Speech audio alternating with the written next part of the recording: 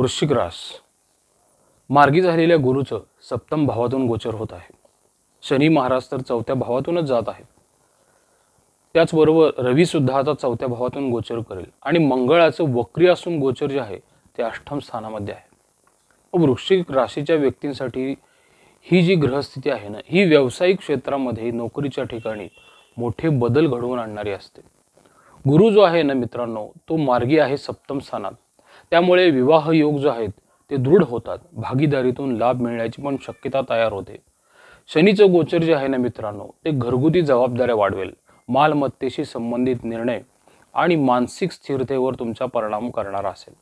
रवी सुद्धा चौथ्या भावातून गोचर करणार आहे, त्यामुळे घरामध्ये काही परिवर्तन होण्याची शक्यता आहे। मंगळाचं गोचर जे आहे ते अष्टम स्थानातून होत आहे आणि ते वक्री आहे, त्यामुळे तुम्हाला तब्येतीची काळजी घेणं फार गरजेचं असतं। अचानक होणाऱ्या खर्चांसाठी तुम्ही मानसिक तयारी करणं हे सुद्धा गरजेचं असतं। त्याचबरोबर तुमचे गुप्त शत्रू जे आहेत ते सुद्धा कार्यरत होऊ शकतात। वृश्चिक राशीच्या व्यक्ती ह्या जिद्दी आणि मेहनती असतात आणि त्यांच्या कष्टावरती हिमतीवरती ते यश संपादन करतात आणि त्याचा पूर्ण लाभ जो आहे तो त्यांच्या आयुष्यात मिळतोच। त्यामुळे वृश्चिक रास मुळातच जिद्दी असल्यामुळे फारसे त्रास जे आहेत ते त्यांच्या आयुष्यामध्ये होऊ शकत नाहीत, कारण की त्यांचा एक आत्मविश्वास असतो की ताकद एक मनगटामध्येच असते। त्यामुळे ते कुणाच्या आधाराशी फारशी वाट बघत नाहीत किंवा अपेक्षा ठेवत नाहीत। पाराशरी होराशास्त्रामध्ये एक श्लोक दिलेला आहे, सप्तमे गुरु विवाह सिद्धी सौख्यमच भाग्यवर्धनम। सातव्या भावातून मार्गी असलेला गुरु जेव्हा गोचर करतो ना, तो विवाह योग निर्माण करतो, संबंध सुधारतो आणि त्याच्यामधून भाग्यवृद्धी पण होते। तर व्यक्तिगत आणि व्यावसायिक नातेसंबंध सुधारण्यासाठी सुद्धा ही वेळ जी आहे ती वृश्चिक राशीच्या व्यक्तींसाठी चांगली आहे। आपण जर करिअर आणि व्यवसाय ह्याचा विचार केला बारकाईने मित्रांनो, तर गुरु सप्तम भावात असल्याने व्यवसायामध्ये भागीदारी जी आहे ती सुधारलेली दिसून येते। उदाहरणार्थ जर तुम्ही व्यवसायामध्ये असाल तर संयुक्त भागीदारीतून चांगलाच नफा मिळवू शकतो।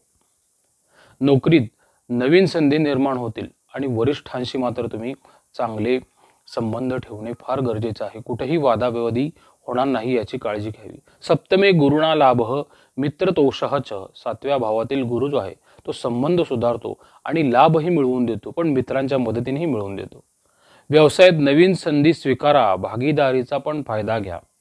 आता मित्रांनो, मंगळाचं गोचर जे आहे ते अष्टम स्थानातून वक्री आहे, म्हणजे मिथुन राशीमध्ये आहे आणि मिथुन राशी आहे ही आपली शत्रू राशी आहे। त्यामुळे तुम्हाला अचानक मोठ्या जबाबदाऱ्या मिळू शकतात। जसं मी सुरुवातीला म्हणलं, काही गुप्त शत्रू जे आहेत ते सुद्धा ॲक्टिवेट होतात आणि त्याच्यामुळे काय होतं, अचानक आपले सरळ चाललेल्या कामांमध्ये अनपेक्षित अडचणी ज्या आहेत त्या ठिकाणी दिसून येऊ शकतात। तर त्यासाठी आपल्याला सावधगिरी बाळगायची आहे। ज्या व्यक्ती वृद्ध आहेत त्यांनी तब्येतीची योग्य वेळी तपासणी करून घेणं फार गरजेचं असतं। त्याचबरोबर मित्रांनो, अचानकपणे काही वैद्यकीय खर्च पण निघू शकतात। त्यामुळे मी बऱ्याच लोकांनाही सांगतो, जेव्हा अष्टमातून कोणताही ग्रह पापग्रह गोचर करत असून त्यावेळेस वाहन जपून चालवणं फार गरजेचं असतं। तर वाहन जपून चालण्यावर व्यवस्थित भर द्यावा। विवाह योग असलेल्या व्यक्तींना मित्रांनो धनप्राप्तीचे पण योग संभवतात। धनम भाग्येन सह वर्धते।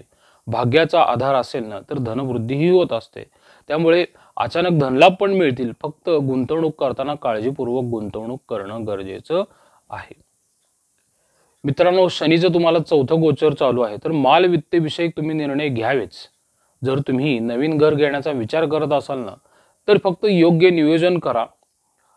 त्याचबरोबर आई आणि वडिलांची काळजी घेणंही तितकंच गरजेचं आहे। त्यांच्या आरोग्यावर पण लक्ष देणं गरजेचं असतं। चतुर्थे शनीना स्थिरता आवश्यक।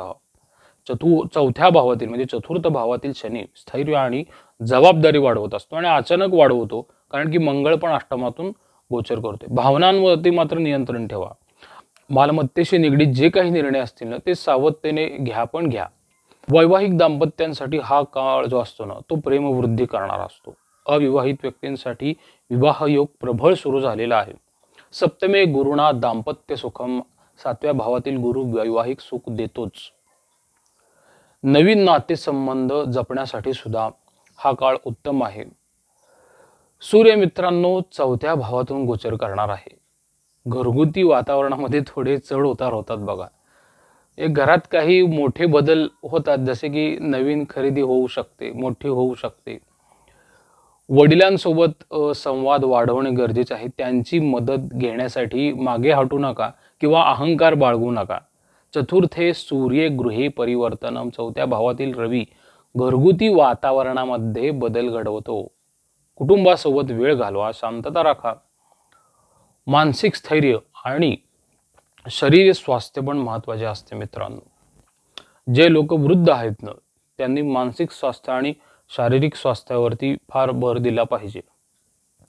मनावर ताण येण्याची शक्यता असते, त्यामुळे तुम्ही तुमच्या ज्या काही उपासना असतात त्या उपासना मनापासून करत राहा.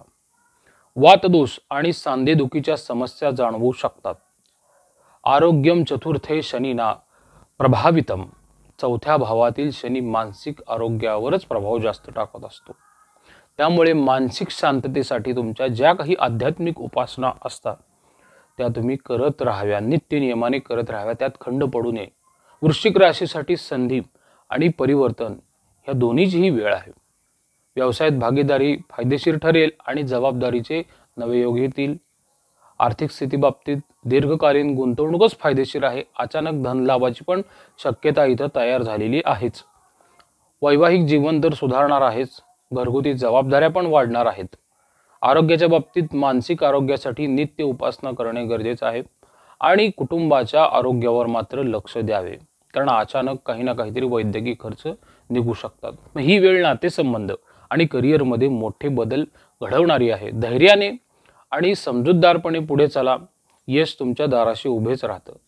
मित्रांनो, वृश्चिक रास मी जसं सुरुवातीला सांगितलं, मुळातच ती मंगळाची रास आहे आणि त्याला एखादं अपयश मिळालेलं जे असतं ते त्यांना कसं यशामध्ये परावर्तित करायचं याचा कुठंतरी आतून एक प्रकारे स्पार्क येत असतो आणि त्याप्रमाणे ते वाटचाल करतात.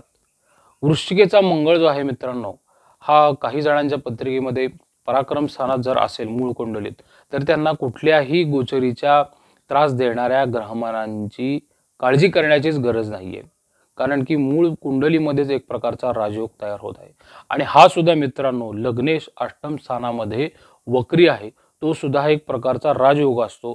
तो फक्त काय करतो मित्रांनो, अडचणींसहित मोठे लाभ मिळवून देतो आणि हेच वृश्चिक राशीसाठी आता घडताना आपणास दिसून येईल. म्हणजे अचानक काही गोष्टी ज्या असतात ना त्या फार किचकट झालेल्या असतात आणि त्या सुटताना दिसून येतात. म्हणजे तुम्ही त्याची अपेक्षाही सोडलेली असते. म्हणून वक्री मंगळ जो आहे तो अष्टमात झालेला आहे आणि शत्रू राशीत झालेला आहे. कोणत्याही प्रकारची काळजी करण्याची गरज नाहीये. एखादी जर अडचण किंवा संकट आलं ना तर तुम्ही समजून घ्या हे तुमच्या आयुष्यातली एखादी अडचण बाजूला करण्यासाठी आलेलं आहे आणि अष्टमातील ग्रहांचं कामच ते असतं. आधी संकटे आणतात आणि संकटे आणून एखादी अडचण आयुष्यातली अलगद बाजूला करतात. हेच काम आता तुमच्याच राशीचा स्वामी मंगळ अष्टम स्थानामध्ये खाली बसून करणार आहे. प्रसाद कुलकर्णी, पंढरपूर. श्रीराम.